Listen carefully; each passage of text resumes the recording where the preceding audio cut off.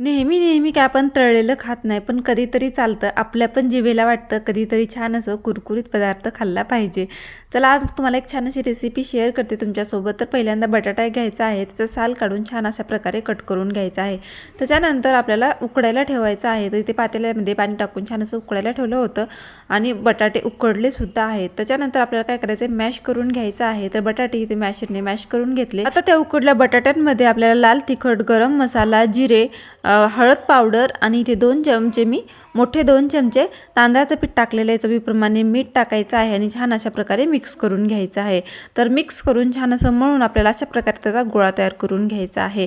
तो गोळा आपल्याला अशा प्रकारे हातावर लांब असा आकार तयार करून घ्यायचा आहे, रोल अशा प्रकारे. त्याच्यानंतर आपल्याला त्रिकोणी साईजमध्ये कट करायचं आहे, म्हणून मी अशा प्रकारे त्याला शेप देते. तुम्हाला हव्या तशा साईजमध्ये कट करू शकता. जर तुम्हाला गोळे बनवायचे असतील तर ते सुद्धा करू शकता, किंवा चौकोनी लाटून जर बनवायचं असेल ते सुद्धा तुम्ही करू शकता. तर अशा प्रकारे एक मी त्रिकोणी आकार देण्याचा प्रयत्न केलेला आहे आणि छान दिसतो. हा एकदम समोसासारखा आकार येतो याला.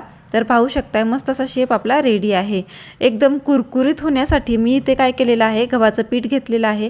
त्या गव्हाच्या पिठामध्ये आपल्याला जिरे टाकायचे, गरम मसाला टाकायचा आहे, हळद पावडर, चवीप्रमाणे मीठ आणि इथे कलोंजी टाकलेली आहे 1 चमचा आणि 1 चमचा आपल्याला तीळ टाकायचे आहेत आणि पाणी टाकून छान असं याचं बॅटर करायचं आहे.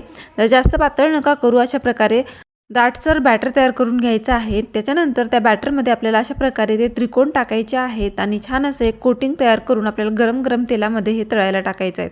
अशाच प्रकारे सगळं आपल्याला प्रोसेस फॉलो करायची आहे लास्टपर्यंत. आपल्याला ते त्रिकोण जे आहेत त्याच्या बॅटरमध्ये बुडवायचे आहेत गव्हाच्या पिठाच्या आणि त्याच्यानंतर आपल्याला तळायला टाकायचे. त्याच्याने ना वरचं कोटिंग जे आहे एकदम कुरकुरीत होतं आणि अलटून पलटून 2 ते 3 वेळेस आपल्याला छान असा कलर येईपर्यंत आपल्याला तळून घ्यायचं आहे.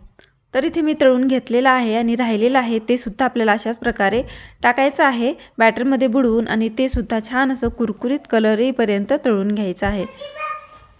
तर सगळेच मी इथे अशा प्रकारे तळून घेतलेले आहेत. मस्त असा कलरसुद्धा आलेला आहे. आता आपल्याला बाहेर काढायचं आहे. बाहेरची लेअर मस्त कुरकुरीत आणि आतून सॉफ्ट असा आपली ही छान रेसिपी अगदी 5 ते 10 मिनटामध्ये रेडी झालेली आहे. खायला इतकी टेस्टी लागते ना, नक्की ट्राय करा. स्पेशली लहान मुलांना खूप आवडते. एकदम क्रंची अशी होते.